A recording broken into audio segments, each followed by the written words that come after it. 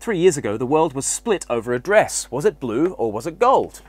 Personally, I saw the dress as symbolic of our fractured society, and I urge people to overcome the divisions surrounding the dress and to unite around the truth that the dress is blue. It's quite obviously blue. I don't know why we're still talking about this. Do you not have eyes? Look at it, you morons. It's blue. 3 years on, I would like to draw on that same peacemaking spirit in order to address the latest global phenomenon splitting the world. This week, we've seen the audio equivalent of the dress. People across the globe are listening to the same sound and hearing two different things. No, I'm not talking about Yanni versus Laurel, though if you listen carefully, he's clearly saying lobster. Lobster. Lobster. See? But actually, I'm referring to the sermon during Saturday's royal wedding. Michael Curry's address was heard by perhaps 2 billion people, making it one of the farthest reaching pieces of Christian communication in history. But the whole thing seemed like blue dress versus gold dress, Laurel versus Yanni all over again. Many listening to it heard a powerful testimony to God's love. Others saw it as false teaching that can only be shunned. It seems to me that much of the reaction followed what people already thought of the Episcopal Church, of which Michael Curry is the presiding bishop.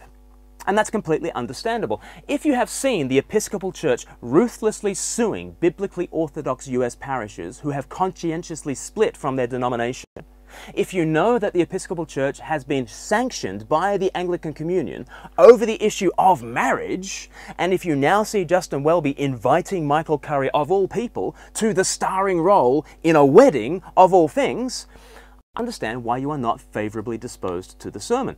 Personally, I don't think he should have had that platform. But if you knew nothing about the Episcopal Church or Michael Curry beforehand, which given there were 2 billion viewers would be pretty much 100% of the listeners, then you probably heard something very different. I heard a sermon that was incomplete in 1,000 ways, wrong I think in a couple of ways, but overall it was more theological than most of the sermons I hear from evangelical pulpits. It was actually about God.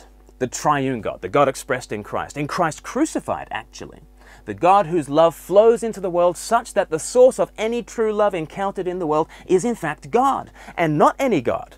The triune God, the God of Jesus, the God of the cross. That was the overwhelming burden of Michael Curry's sermon. This theme of love drew high praise from many outside the church. Jeremy Vine tweeted, "The preacher is doing 50 in a 30 zone and it's brilliant." Ed Miliband tweeted, "Reverend Michael Curry could almost make me a believer." Now, to be fair, there seemed to be different responses in the chapel itself. Princess Beatrice was checking who actually authorized such a sermon. Elton John was asking himself whether he could feel the love tonight, answering with an emphatic no. And Tom Hardy spent the sermon wondering whether the graves that he'd just dug were too shallow and whether the bodies would soon be discovered. But overwhelmingly, there's been a positive response to this sermon, so how should we feel about that? I think the platform should not have been given to Michael Curry, but now that it's happened, God has used it for immense good. I think Curry's sermon ought to have talked about the ways that love goes wrong, the problem of the human heart. If you ask little old me, the glaring lack in the sermon was a compelling account of how love goes wrong, how it gets twisted, how our hearts are hard and broken and need healing. That could have been brilliantly engaging if he'd pitched it right, and it would have set him up for framing the cross as more than just exemplary, more than just revelatory, but as actually salvific. It would also have kept him from giving the impression that human love will bring heaven to earth. That was an impression you could legitimately draw from this sermon, which would be unfortunate. But do you know what the overwhelming impression of this sermon was? That the love we prize does not come from us, it comes from God. There is a God of love who flows out into the world, and while we're all at this wedding celebrating love, we need to realize that this is a flow that begins in God. Now that message is not the gospel, strictly speaking. Without an account of our twisted loves, i.e. our sin, and then God's response in redeeming love, i.e. his salvation, it's not the gospel. But the sermon was actually about God. And wouldn't it be terrible if we preferred to hear about the steps that we must take to be saved and bemoaned the fact a preacher used up all his time on the nature of God? Let me discern a couple of things that I think are unfortunate in certain critiques of the sermon.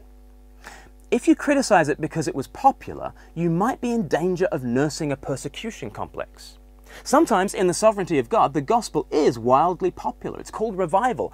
And the good news is good news, after all. You cannot draw a straight line from popularity to unfaithfulness. And you definitely can't draw a straight line from unpopularity to faithfulness. There's nothing inherently noble about unpopularity per se.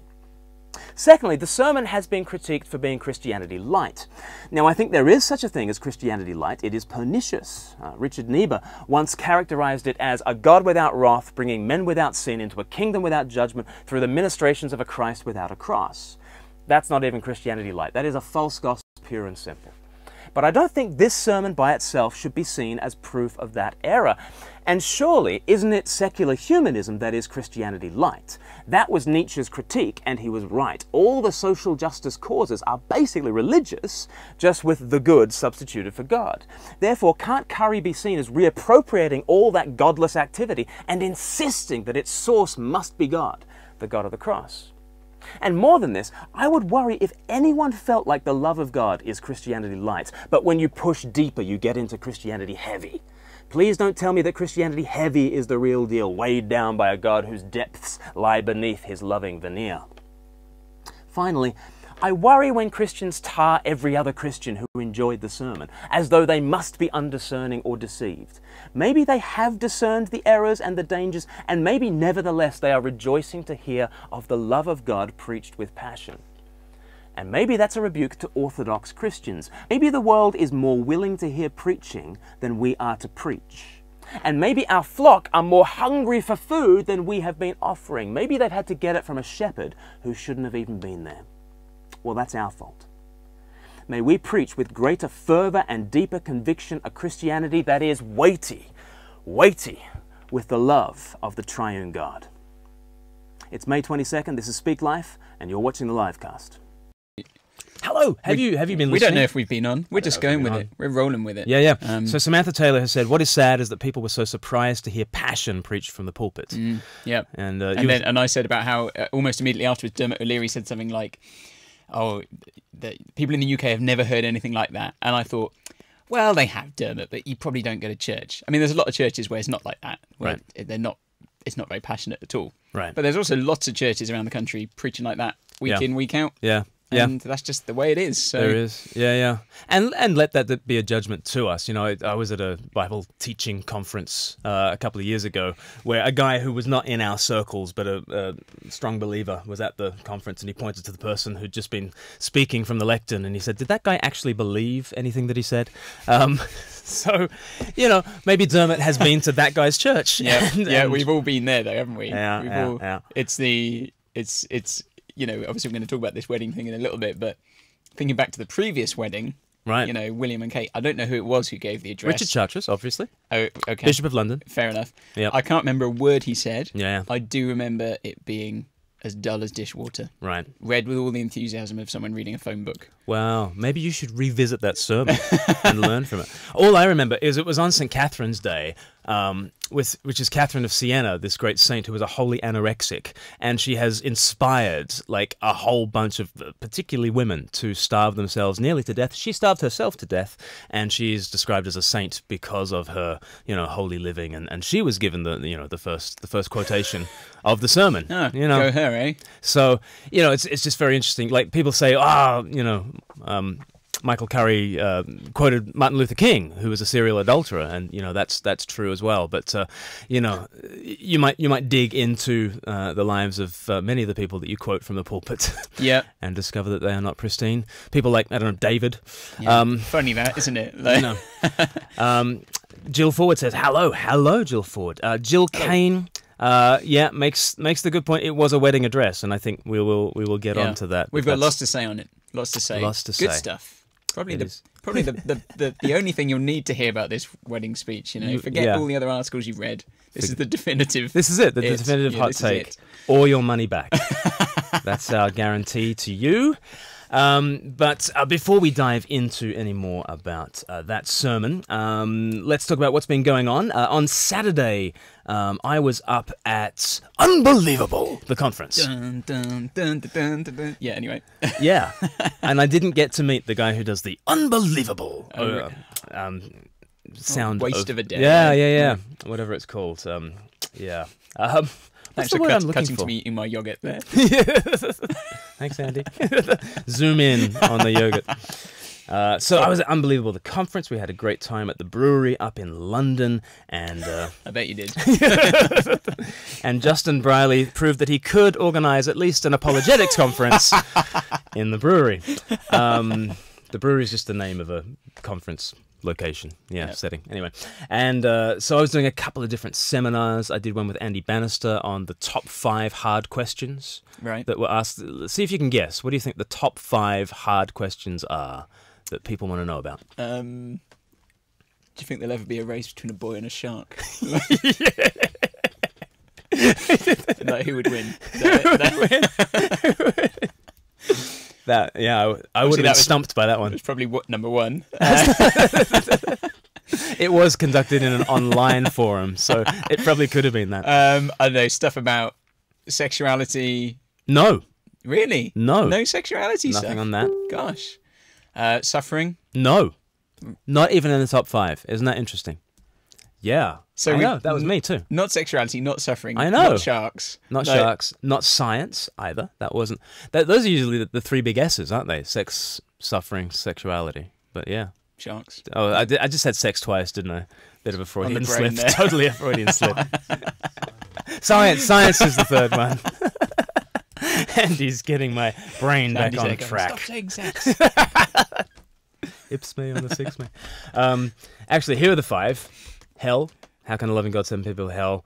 Old Testament violence. What's going on in the Old Testament wars? The Bible. How can anyone trust it today? Why isn't God more obvious? Which was a very interesting one, and something that I think evangelists should think a lot more about, because I'm hearing the question a lot more. And as Andy and I were thinking about what resources to commend to people, we couldn't really. Can you think of anything that you give to somebody who says, "Why isn't God more obvious?" No, I mean, there was a book ages ago. I think it was more for the Christian, though. You know, if God, why doesn't God make himself clearer? Oh, yeah. That kind of was thing. that Paul Williams? I don't know, to be honest. Oh, yeah. But I'm not sure if Should've that's... said I got the impression that was more like for Christians trying to discern, you know, what should I do in my life? Like, is God giving me guidance or whatever? But I might be wrong. I've not actually read it, but... Yeah.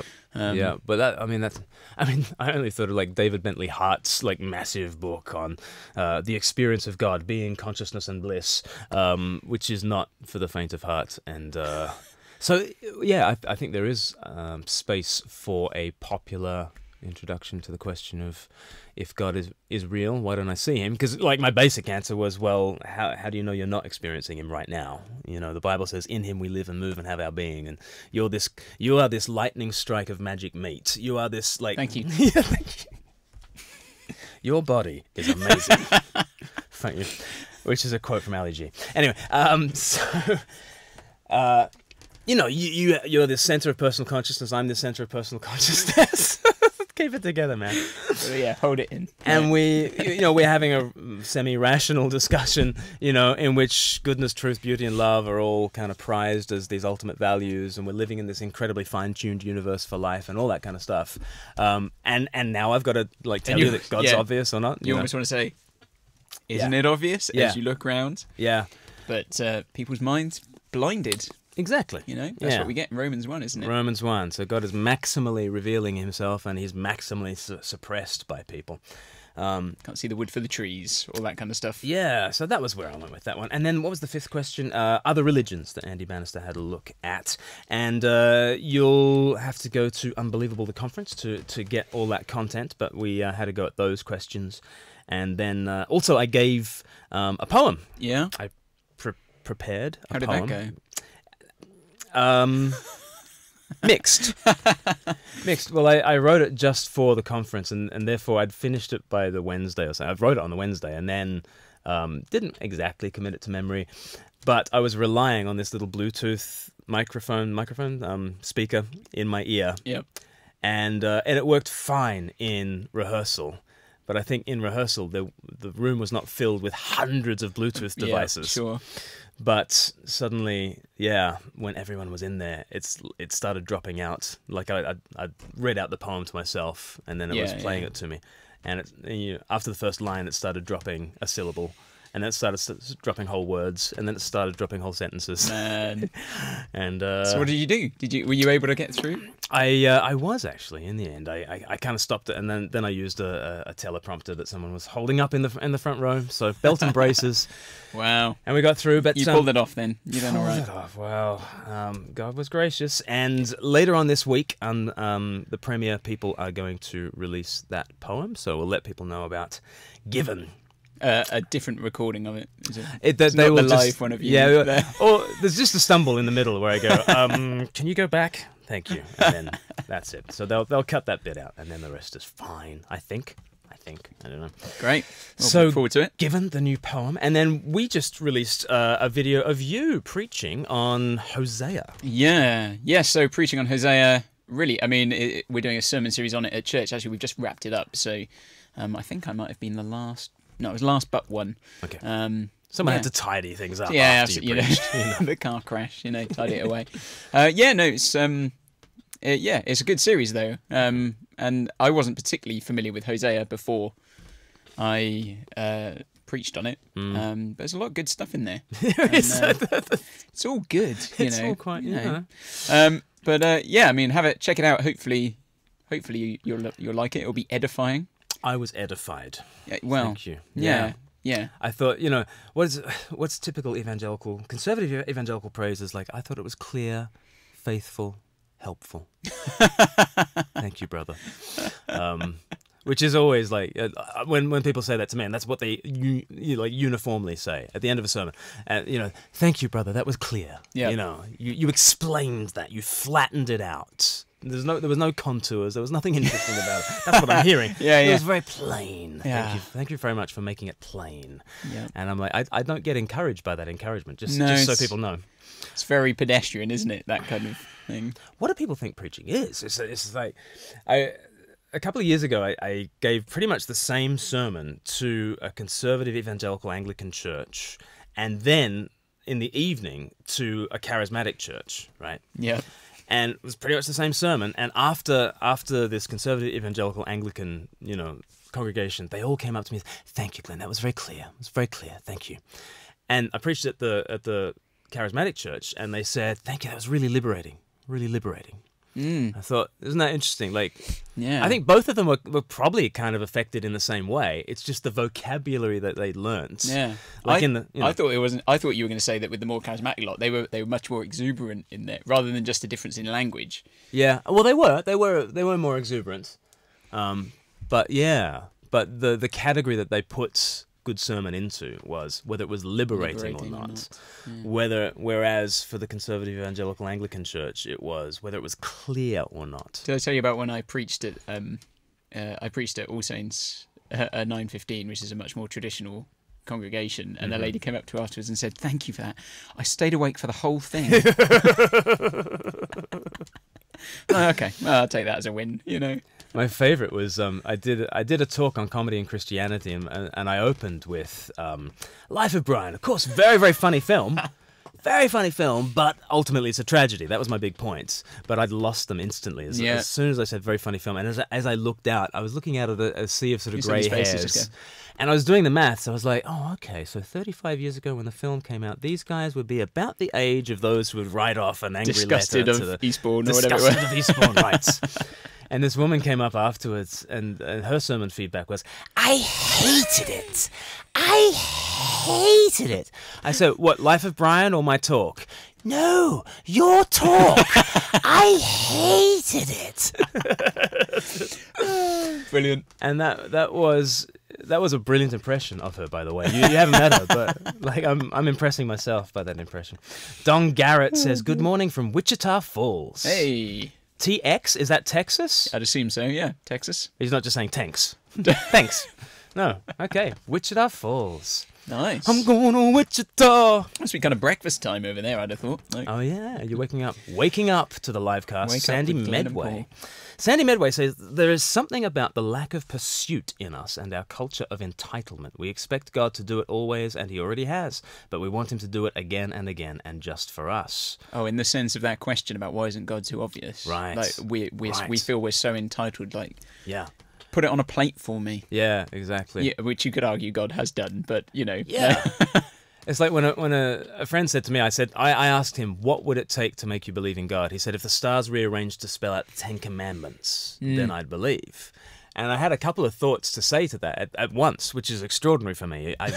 Two thoughts a month is usually my average, but I'd had a few coffees that day, and miracles happen, as we shall see. But my first thought was to say, actually the current arrangement of the stars is already miraculous. The fact that there is a cosmos that's finely tuned for life and you here in order to see it is a miracle orders of magnitude more improbable than stars rearranging, right? Yeah. That was what I thought I was going to say, but then I sort of had this second thought, and I said, actually, would you like such a God? If God just rearranged the stars in the sky to tell you to behave, would you like such a God? And he instantly said, oh no, I could never like God. But if he showed up, I guess I'd have to bow the knee and I'd have to, acknowledge his presence. And I just thought at that stage, like, we both disbelieve in the God that you disbelieve in.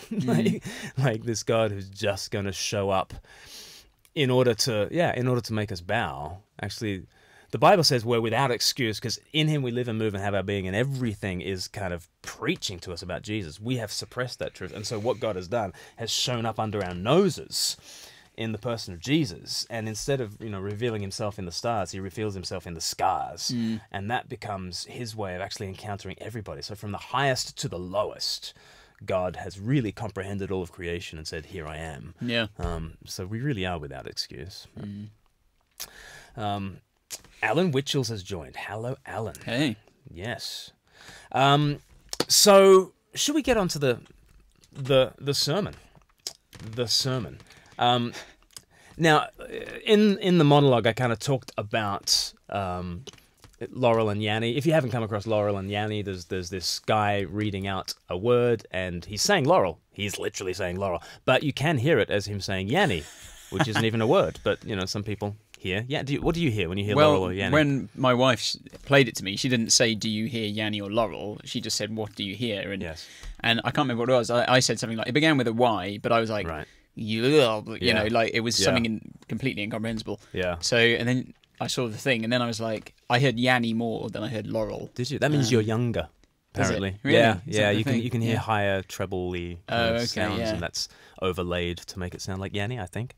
Yeah, there was another one with trainers recently, wasn't there? Like a pair of trainers, really? like are they pink and white or grey and something or other? Really? Yeah. They're blue. Yeah. They're blue, Paul. They've always been blue. What are you? They're flip-flops. You idiot. And I think what's similar between that and the sermon is that people come, and if it's been framed to you as Laurel or Yanni, now you're going to hear it in a certain way.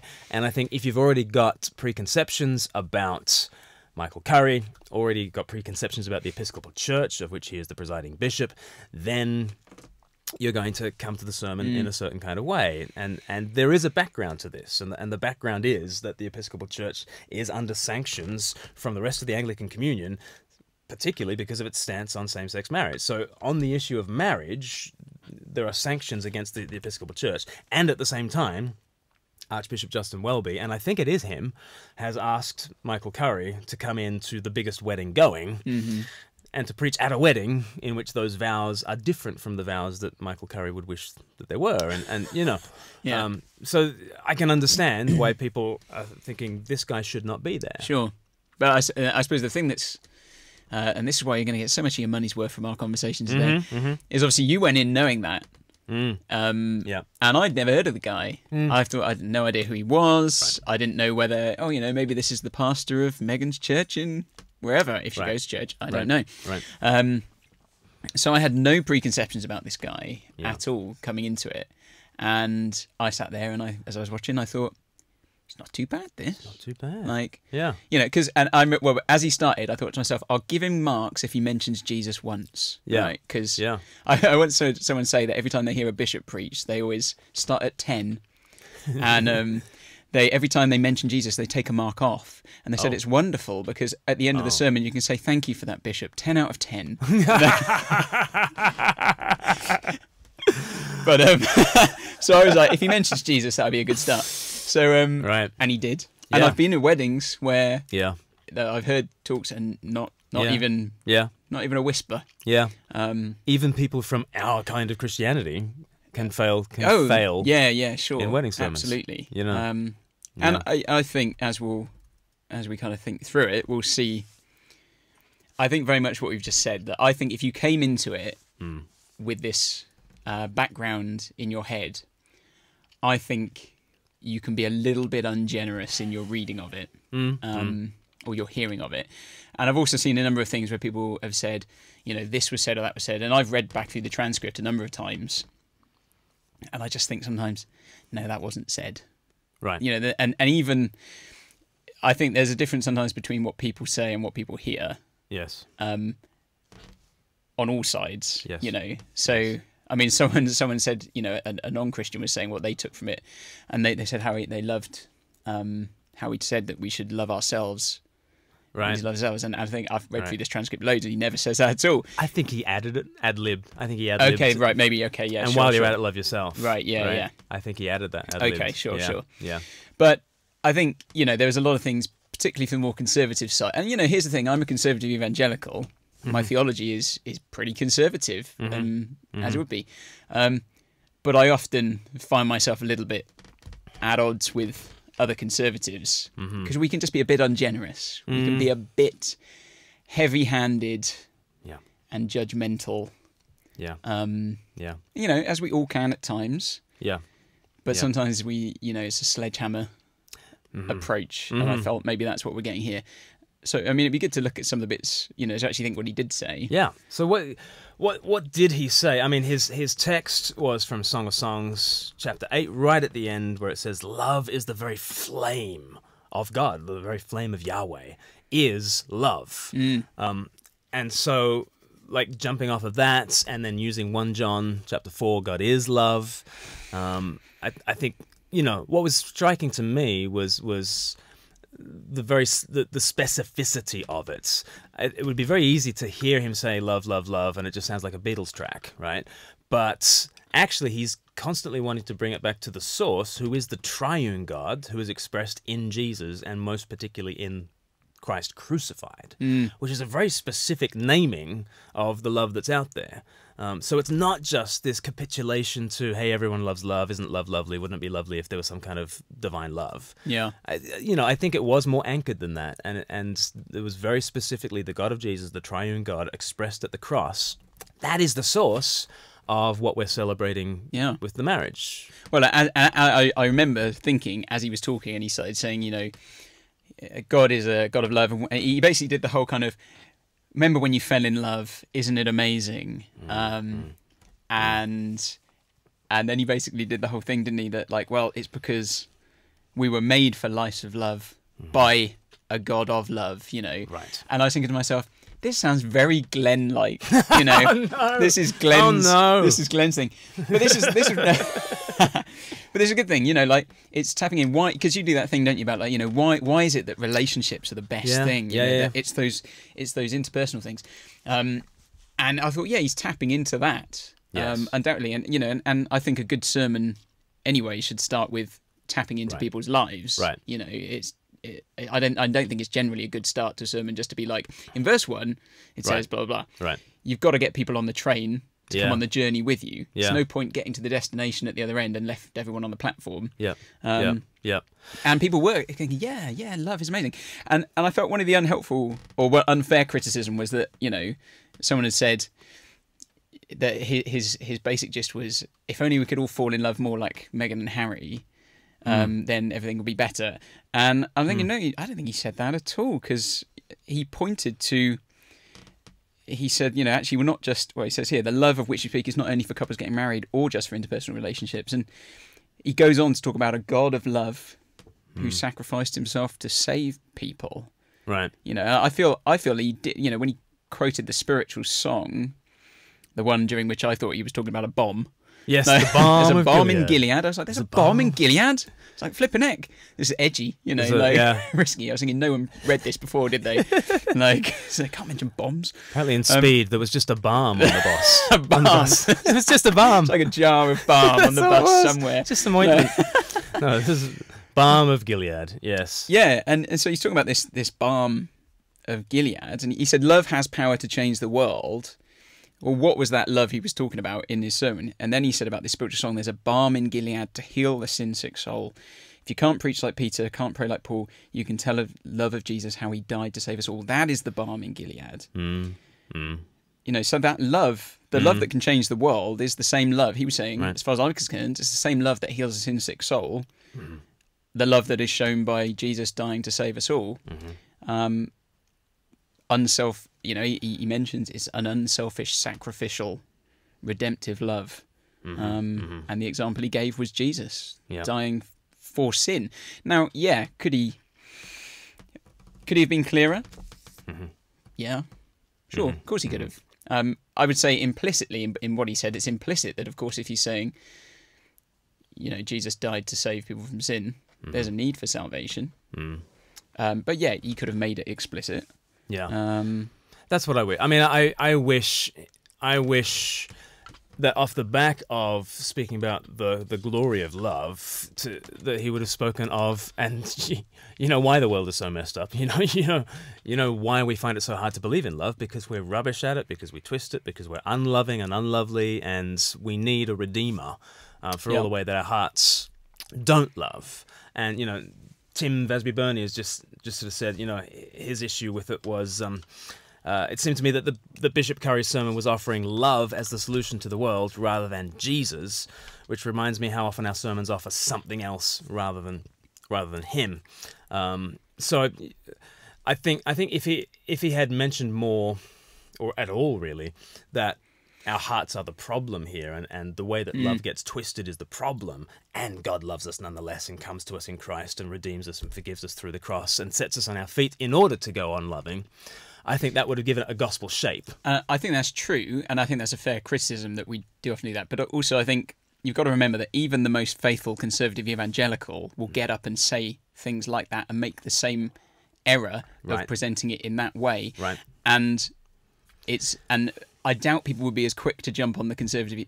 The people who are jumping on Michael Curry would probably not be quite as quick to jump on the conservative evangelical who they perceive as being on their team. Right. Because that's contextualization. But when the wrong person does it, it's capitulation. So you know, I think there is a bit of that. But you know, I think you know that my basic thing was a lot of it. I thought after I'd heard who he was and a bit of his background, you think this could have gone a lot worse. Right. You know. Right. Given what, even without his background, you know, there's lots of preachers who get up and do a far worse job. Oh yeah, and I don't hear anyone complaining about the job that he did. Like once he got there, well, in terms of his preaching style, his rhetoric, his homiletic was passionate, and isn't that great? And he, you know, and people don't criticize his personal character. By all accounts, he is a wonderful, warm, loving man.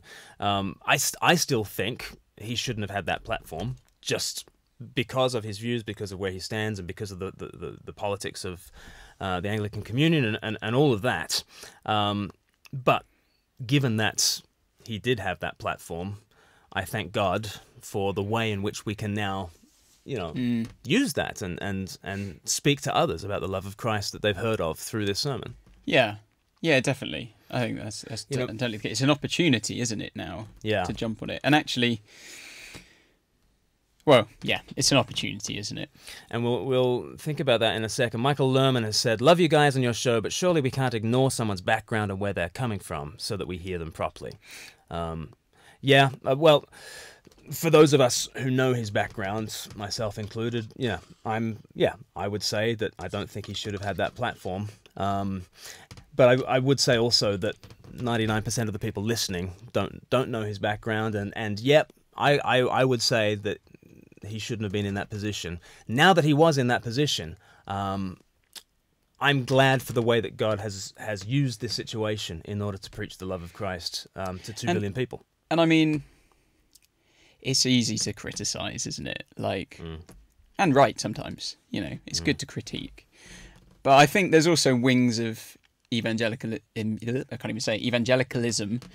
who just would never have been happy unless he got up and done 6 boxes of 2 ways to live, you know, which personally I think is not a great gospel illustration anyway. Should be 3, 2, 1. Absolutely, of course. I don't think it's. Yeah. So yeah, I mean, has it got everything in it? No. Yeah. People, some people were saying it wasn't the complete gospel. Mm-hmm. I don't think in one sermon many people do always preach a complete gospel. That's the gospel is quite a large thing to fit into 10 minutes. You know. Yeah.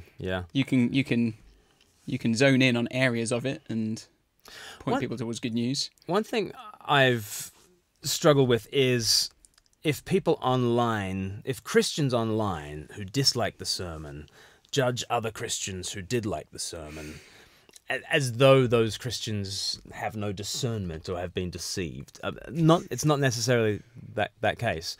Like I say, I think you can make a very strong case that Michael Curry should not have been the preacher on that day, and I would listen to that case and I would agree with that case.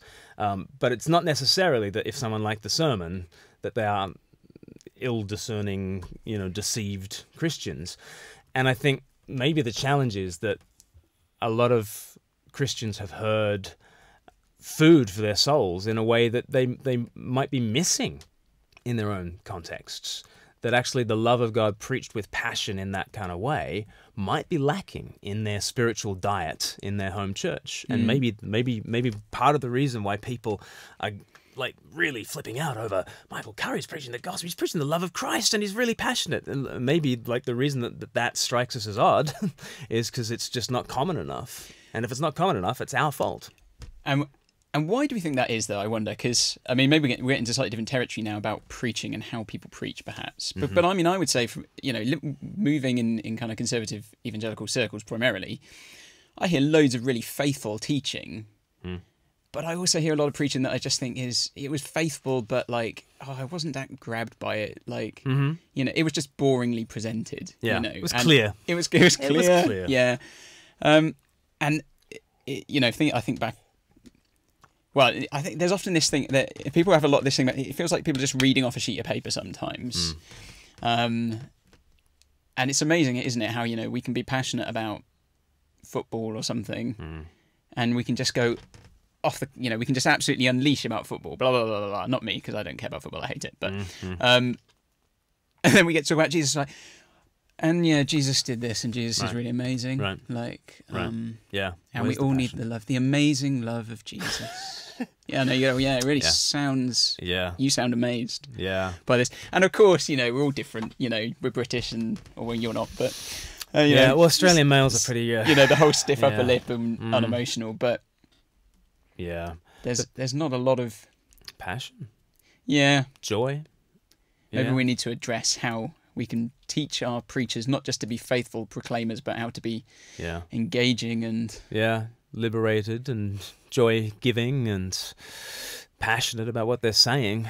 That seems to be what has communicated to a wider audience. I think, again, if he had just read his script from paper, then people wouldn't have noticed. But he read it from an iPad. People. An iPad. He is surfing the digital wave. Some people were like, and he's tweeted in the middle of the wedding. But he preached it with passion, and I think that's what has communicated to people. I think if you'd read it out in the same voice as an English bishop, nobody would be talking about this. No. I think so. There's definitely a lesson about passion. And I think as well, like just the way people responded. I mean, it's been incredible, isn't it? Really, that people are talking about it. I think we had a tweet came through just before we came in here, didn't we? Someone saying that they were in the queue at Lidl, and a man started talking to her about that sermon, and you just think that's crazy. That is the conversation people are having. And it's those opportunities, isn't it? But there is I've seen a few bits coming around where people are saying, well, look, if everybody loves it, it must be bad. Yes, right. All right? Because, the world should hate you. If you're doing it right, the gospel should be offensive. Yes. And I saw a great exchange going on between two people on Twitter, not people I know, but... and basically that was the thing going on, saying, look, everybody loved it, and actually...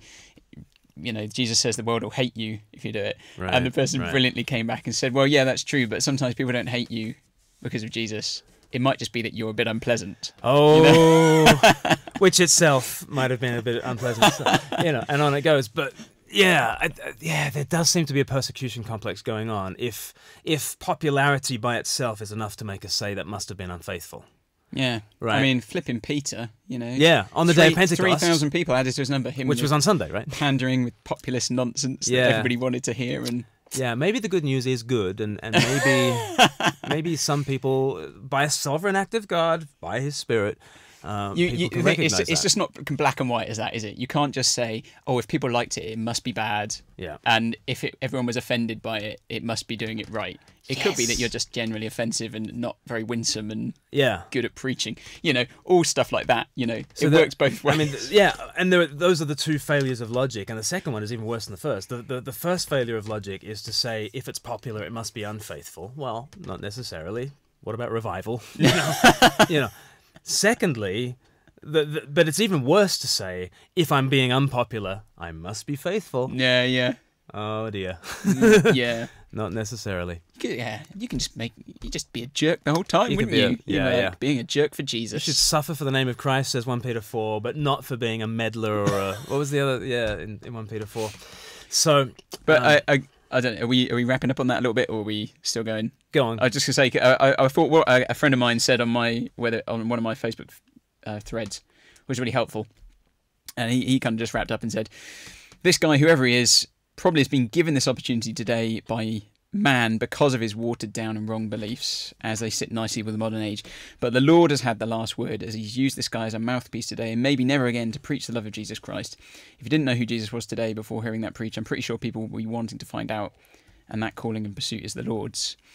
Right. And it's just this sense of, I think we should take that, you know, that actually, regardless of his background, what he got up and said on the day wasn't hugely so far off mark that it would cause huge damage, I don't think.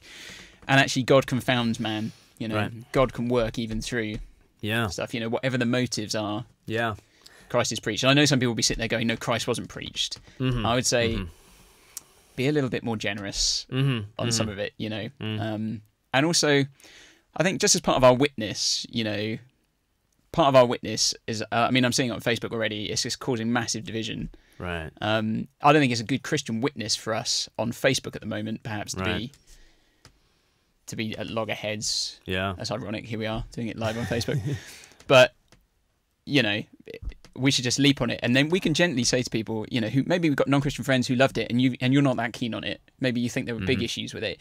Just have a chat with them. You don't have to go, no, it's all wrong. He's a false teacher. Burn him at the stake. You know, why not just say, okay, well, you know, I thought he said this and that was good. What did you take from it? And just have a conversation. So let's now talk about how we can, you know, make the best use of this. I did come across a good little blog post by Jules Middleton, how your church can respond to that sermon, some top tips. So we've put that in the comments section of the livecast on Facebook, or you can just Google Jules Middleton Apples of Gold, and you'll find her little post, so diminutive, her great post, how your church can respond to that sermon, some top tips.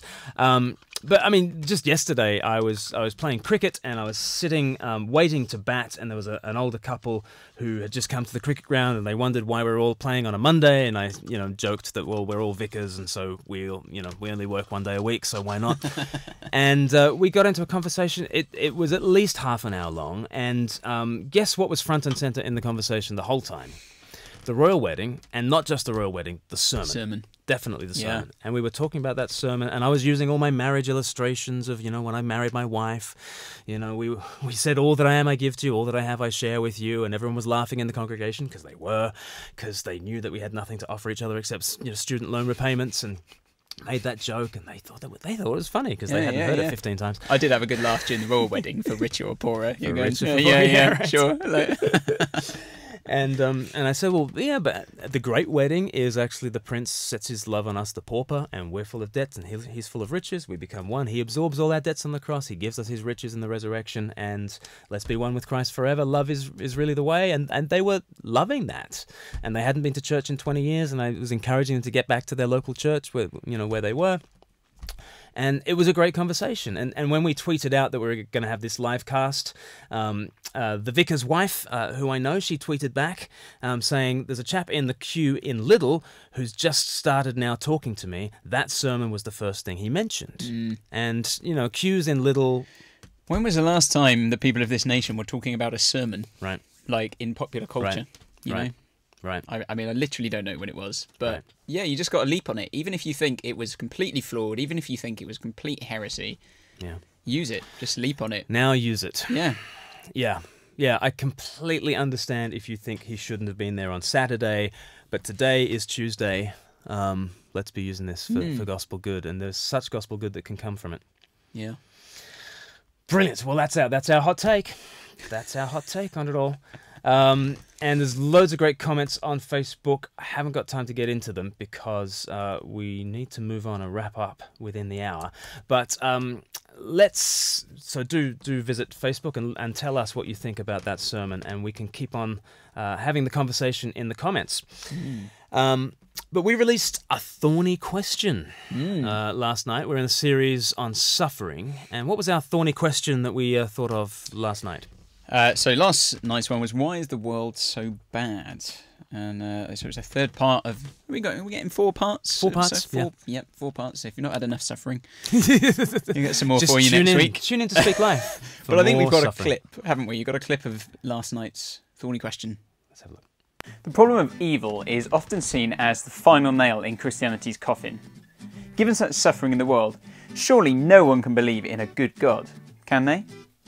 Well, actually, many people have come to faith precisely because of the existence of evil. C.S. Lewis is one of them. Wow, who are my influences? C.S. Lewis's Chronicles of Narnia films? They were great. First 2 are killer. I hope he writes another one. Here's how he put it in Mere Christianity. My argument against God was that the universe seemed so cruel and unjust. But how had I got this idea of just and unjust? A man doesn't call a line crooked unless he has some idea of a straight line. What was I comparing this universe with when I called it unjust? Here's the argument. If every line in the universe is crooked, well then no line is crooked. Because what is crooked when there's no such thing as straight? In the same way, if everything morally and spiritually is crooked, then nothing is crooked. Because without an ultimate good, then nothing is bad. Not ultimately. Not bad with a capital B. John Piper is bad. I don't just do bad things, I am bad. And so are you. But we know that there are bad things in this world, truly bad.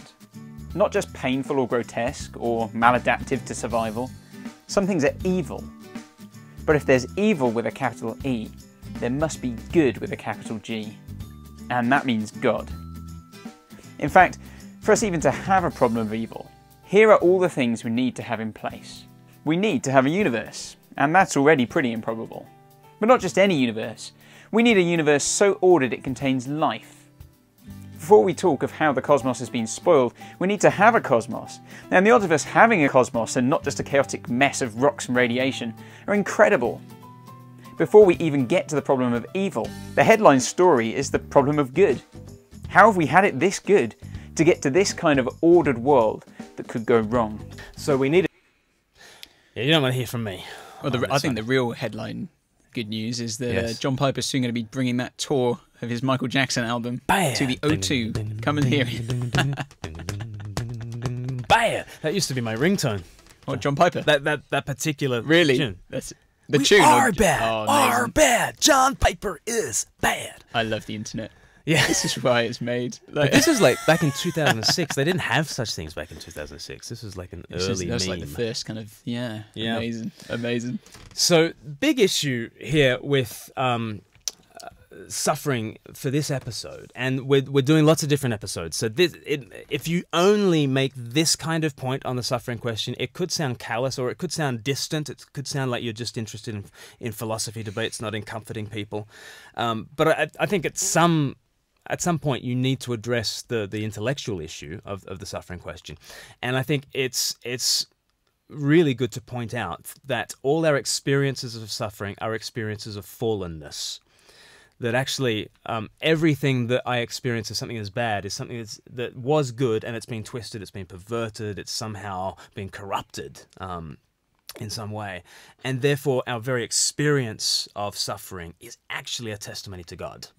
It might not seem that might seem nuts to say, but actually, when you drill down into every single experience of suffering that you have is an experience of something that's meant to be good, that's somehow gotten twisted. wrong. You know. Yeah. So we use the illustration of the Venus de Milo. Take us through that one, Paul. The Venus de Milo that you discover. Yeah, so say you find the Venus de Milo, then you've got different options as to what you might think. You know, when this guy comes across it, you could just think, well, it's a random block of marble because, you know, well, it can't be a statue because look at it. Hasn't got arms. It's no arms or anything like that. It's just a lump of rock like all the other lumps of rock. Or you might go, well, this is a Greek goddess, and clearly Greek goddesses didn't have any arms. You know, Clearly. just look at the sculpture. Yeah. You might think that the Greek sculptors, were clearly not very good at what they do because, you know, like they can't even put arms on. They're arm blind people. somehow.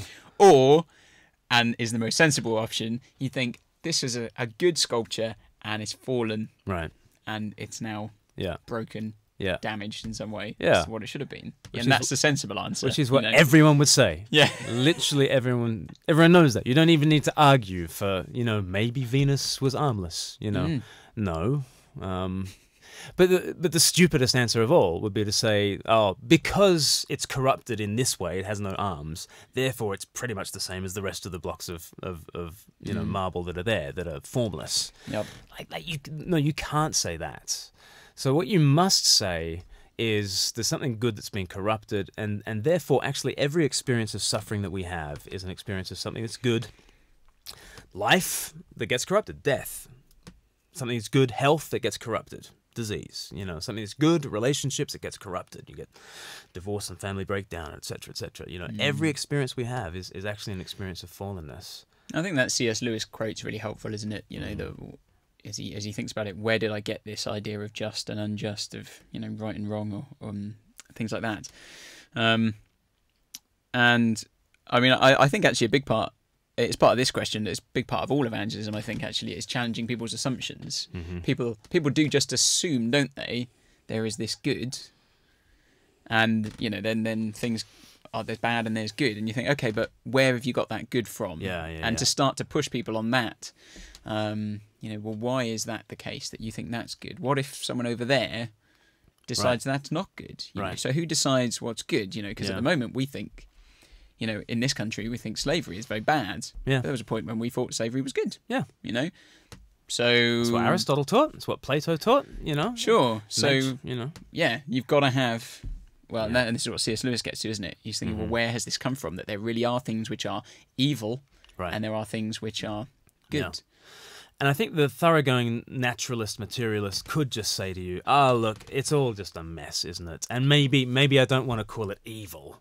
Maybe it's just unpleasant and it's grotesque and it's ugly and it's painful and it's maladaptive to survival." But at that stage, you lose the ability to call it wrong, like truly and properly wrong. And actually, one of the deepest, most guttural responses you make to suffering is that this should not be. Yeah. The atheist robs you of that, because there's no reason why you could say it should not be. And you can just push the examples, can't you? You know, you would never, you'd be hard pressed to find someone who holds that position who you could then press and say, so, you know, Auschwitz is not necessarily wrong. It's not nice, No. but it's not wrong. But who are we to judge, really? I mean, because some people thought it was good at the time. There would be some who were very much behind it. And you just lose any ability to judge right and wrong then, to actually bring a judgment on someone and say so-and-so should be punished for things either. You know, you lose all those things that actually we prize. And isn't it interesting that, you know, so Jordan Peterson often we were going to go through we should get a bell. Streak. Ding, like every time Jordan Peterson streak. Peterson gets a mention. But he, you know, his kind of arguments are often, they begin with, okay, so post-Holocaust, there were the Nuremberg trials, and we decided that there's such a thing as a crime against humanity.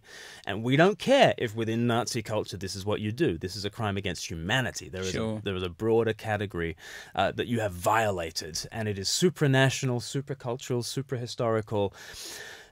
And so, but he kind of earths it in, okay, so the Nuremberg trials, we've recognized this. And you're like, well, yeah, but is this just a castle in the air? Like, what is this founded on? Like if it truly is, if there truly is right and wrong, it's got to be grounded in more than the Nuremberg trials, because like the comeback to that could be, well, that's just because the Allies won. There wouldn't be a Nuremberg trials if the Nazis won. Yeah. Right? You can move those goalposts. And Yeah. So even Peterson, who's trying to like build this kind of objective framework or something close to an objective framework, I don't think it ultimately works, but I do think it testifies to the fact that we need one, because we need Nuremberg trials to be able to make those kind of judgments. So go on. Yeah, we do need one, don't we? But it also, in many ways, it's kind of it seems to be ingrained, isn't it? I mean, obviously, there are people who go off away from that grain. Yeah. But we do instinctively know. Yeah. We see things and we go, "This is wrong." Yeah. You know, that is evil. You know, we see. You know, we don't look at people caught in addictions and think, "Oh, that's a shame." We go, "Oh, this is terrible." Right. Like we know that that's not how life is supposed to be. Right. We don't just think, "Oh, that's another choice." Yeah. Or even if it's not a choice, even if we don't think it's a choice, we Yeah. think, "Oh, that's just a shame it's happened to them." Yeah. And we know that that isn't an abundance of life. There is a life that should be lived a certain way. Yeah. This is a grain to the cosmos, and this is going against the grain. But what right do we have to think that life should go well like that? And I think so often in this whole series that we're doing, I keep coming back to the thought that what we really should be doing to people outside the faith is to invite them to have a problem with evil. Because right now, people don't have the problem with evil that they need to.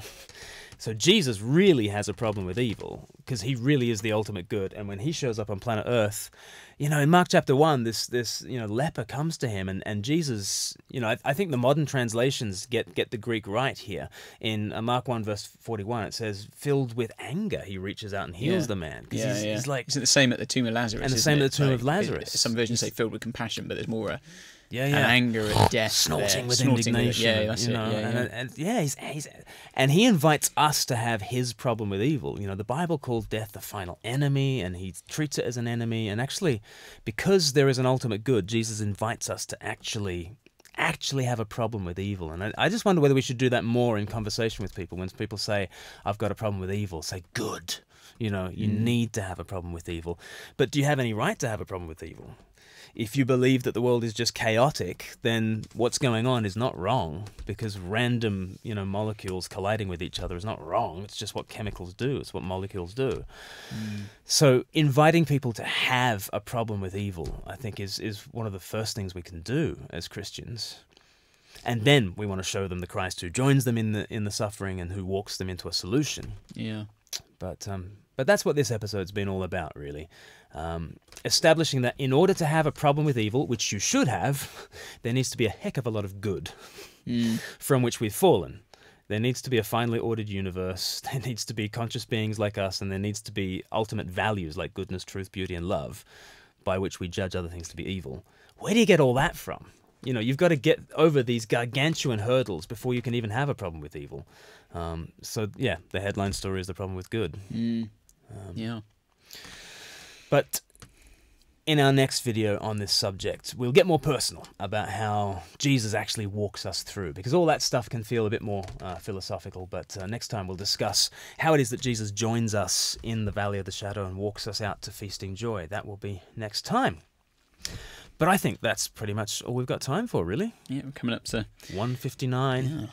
Back to work, people. Back to work.